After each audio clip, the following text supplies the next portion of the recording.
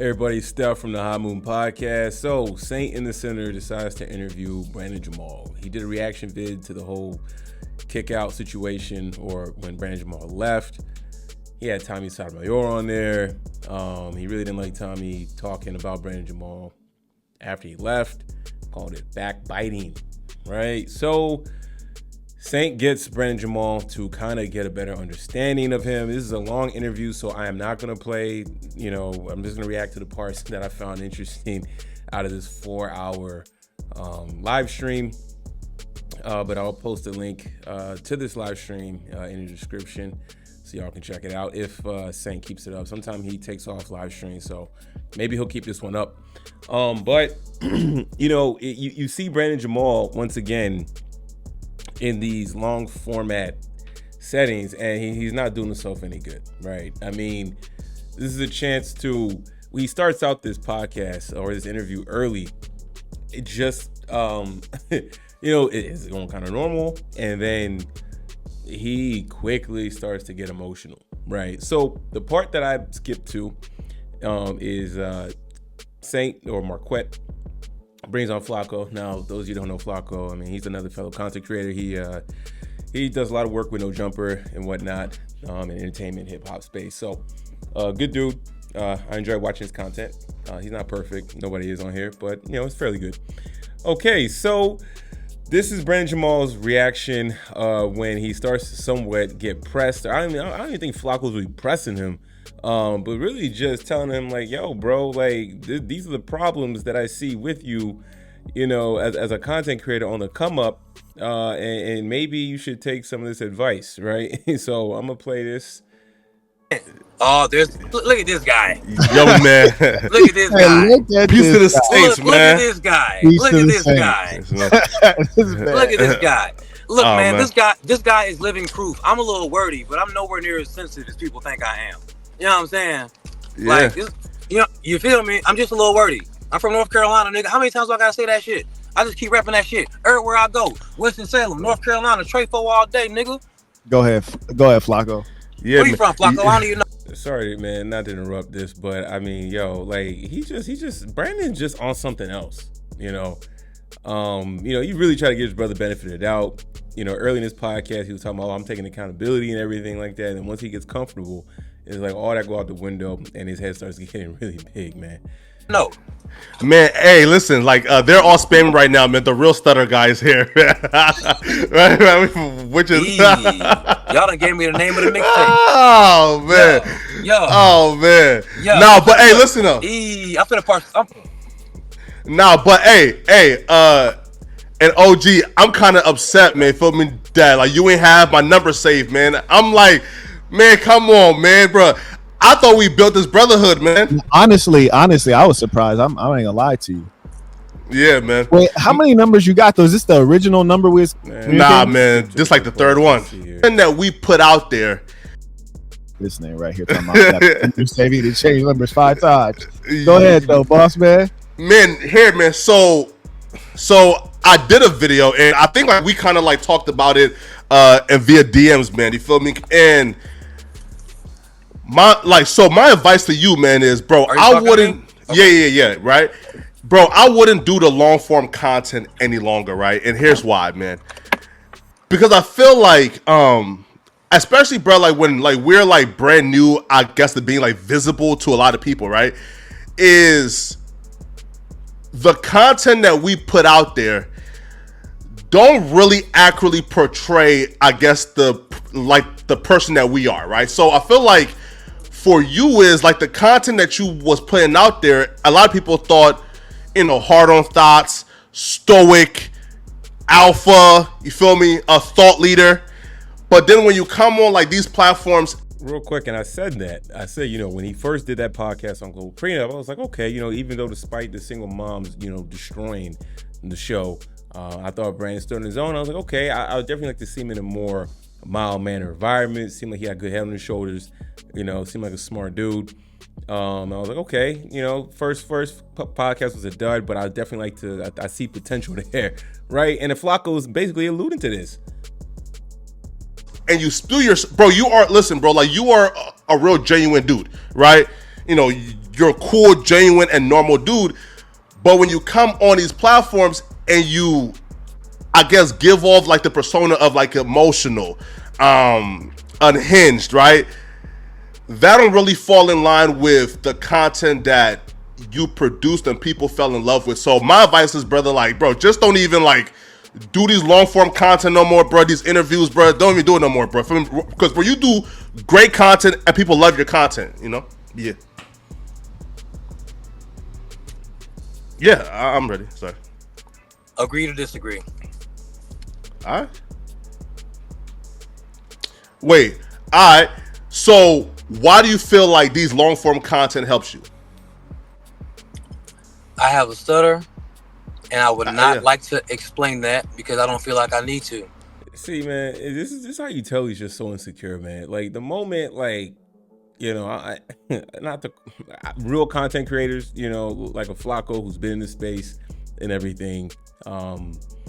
You know, like he's asking him legitimate questions. He's asking him a legitimate question, and he's already getting defensive, right? Because he knows in the heart of hearts that Flakko is right. Okay, we all thought that, you know, Brandon Jamal would be that new guy in the red pill space, you know. But to Flakko's point, and I said this before, just how he was acting, so erratic and emotionally unstable. It was just kind of like this ain't red pill. This is somebody totally unhinged. And the 15 minutes of fame has clearly gotten to his head, you know. So he says he agrees to disagree. I don't see where the disagreement is, but bro, I have a stutter too. Like mine is worse. Like, bro, my stutter is probably like the worst stutter on earth. You feel me? Right? Wait, so you have a reason why you believe that long form content and going on these platforms and being humiliated will help? Because bro, you do great content that we all love. But when you come on, like for example, right, like here, for example, right, when like you come on here, right, you're only going to repeat yourself. May I speak? You're only going to repeat. Yeah, you're about to repeat the exact same thing you just said. Sure. Were you not? No, but oh, my bad. Then go ahead. No, right. So look, no, right. No, I cut you off. Go ahead, then. My bad. Yeah, right. Sure, right. See, and even just he was doing this to Flakko throughout this too, man. Just that interrupt for what? Flakko was not going to repeat himself, but he's trying to somewhat establish some level of dominance or authority. Like he's not getting pressed right now by Flakko, right? Clearly signs of someone very emotional. I mean, early in this, he was crying, right? Not knocking for having emotions or feelings, but I mean, not a good look overall, man. You know, he was getting killed in the chat for this too. So, like when I see, like for example, right, like the chat, right, like platforms like this and FreshandFit platform, this is your demographic. Like these are the people that you're trying to win over. Meaning this, right, like. Exactly. That's what everybody's been saying, man. Like this was the perfect opportunity for him. On that FreshandFit podcast, like that was your your direct target market. Considering your song, it went viral, right? Great opportunity, right? Instead, he made it a clown act about himself. Like this is not like my audience. Meaning, bro, like if I disagree. Come here, right? I disagree. I want to make myself 100% clear. I am not in these red pill manosphere niggas. I got bars, and I'm here to make niggas laugh. Don't you dare put me in the same category as these niggas, all right?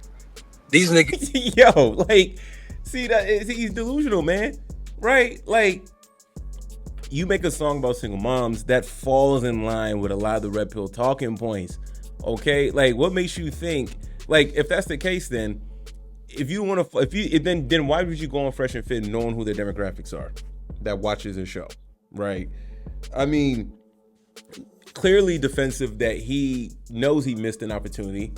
You know, the red pill community sees him as a phony, except for the Brandon Jamal fans.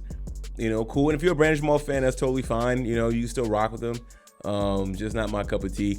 You know, just considering how unstable he is. But I mean, here he's already saying, "Don't put me in a category." But I mean, you show up on the show, you have a song, "Single Mom." Your first podcast, you was debating with single mothers. Going back and forth, talking about why the next dude shouldn't have to take care or be more responsible than your baby daddy, X, Y, and Z, all the stuff that we've talked about or we've heard red pill community discuss ad nauseum. He was right in there. So it seemed like he was trying to be in that space. Right now, he's saying because how everything is kind of backfired on him to a certain degree, at least the red pill community or a good chunk of that audience that could have really supported him, he sees that they've called him out, right? Being emotional, acting like a female, and Flakko pretty much states what I've said before in a much better package. These niggas do not respect women's individuality. To be clear, I'm not saying you, sir. I wasn't trying to say you, sir. I just want to let everybody know this is ism over here. Exactly. But go ahead. And I wasn't trying to talk to you in particular. I'm just saying for the onlookers. Exactly. Yeah, go ahead. Exactly. You want to make sure. I am nobody's red pill nothing, big dog. No, sir. No. Well, sorry. Sorry. I never said red pill. I said like the Fresh and Fit and the Merquette. Like this is like your demographic. That's cool. I would argue this is not my demographic, and I'm being exposed to an audience who's never seen me before. So you know what they're gonna go do? They're gonna go check out my platform, you dummy. Shut the fuck up when you talk to me. No, sure. And see, what was the straight up disrespect? And Flakko just keeps it cool. He doesn't really, take the bait for Brandon Jamal. And look, man, he gets a little more erratic with Flakko in this, man. He really, Flakko ends up calling him schizophrenic and all that. And you start to see it, man. It's almost like this dude, and he's split personality disorder, man.